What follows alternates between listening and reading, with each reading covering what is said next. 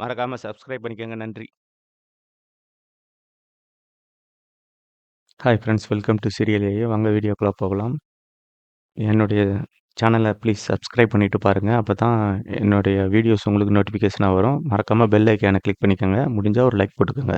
சுந்தரவல்லி கோபத்துல கொந்தளிக்கிறாங்க. அவங்க எதுக்காக கோபத்துல கொந்தளிக்கிறாங்க அப்படின்னா, இந்த கிராமத்துல நடக்கக்கூடிய சூர்யா பண்ணக்கூடிய விஷயங்கள வச்சு எல்லா time to time live update மாதிரி யாருன்னா சுதாகருக்கு கொடுத்துட்டே இருக்காங்க.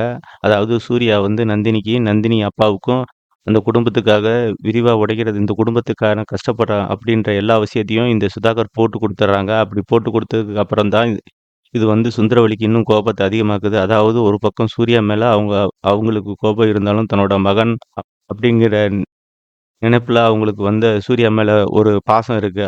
அப்போ தன்னோட மகன் வந்து இவ்வளவு வசதியா பிறந்துட்டு இப்படி ஏன் கஷ்டப்படுறான்? ஒரு முட்டாள்தனமெல்லாம் இருக்காங்க அப்படின்ற மாதிரி அவங்க ஃபீல் பண்றாங்க. அந்த ஒரு வருத்தம், ஆதங்கத்துல சூர்யா, நந்தினி மேல அதிகமான கோபத்த கொண்டு வராங்க சுந்தரவல்லி.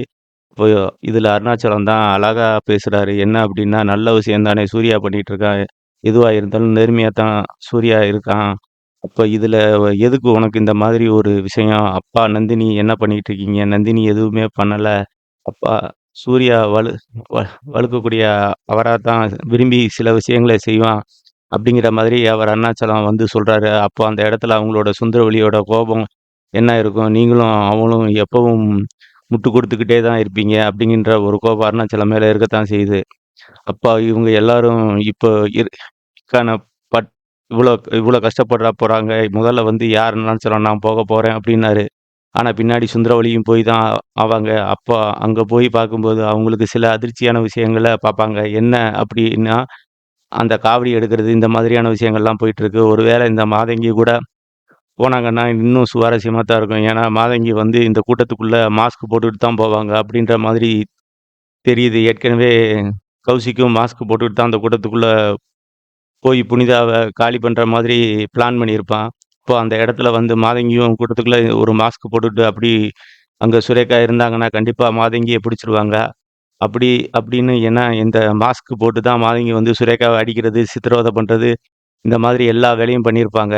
அப்போ இந்த கூட்டத்திலயும் அதே கண்டிப்பா சுரேகா கண்டுபிடிச்சுட்டாங்கன்னா, அதுக்கப்புறம் சூர்யா மூலமா மாதங்கி மாட்டிக்க வாய்ப்பு இருக்கு. இதற்கிடையே மாதங்கி மட்டும் மாட்டுவாங்களா? இல்லையா? சூர்யா நந்தினிகிட்ட கண்டிப்பா யாருன்னா அது கௌசிக் மாட்டுவாங்க. அப்ப அந்த இடத்துல புனிதா கண்டுபிடிச்சுறாங்க. இதுதான் மாமா கௌசிக் அப்படின்னு சொல்லி, அதன் பிறகு பிடிச்சுட்டாங்கன்னா 2 பேரும் சூர்யாவுக்கும் நந்தினியும் சேர்ந்து அவங்க கைய கால உடைச்சுருவாங்க அப்படின்றத மட்டும் இழுத்து கட்டிருவாங்க.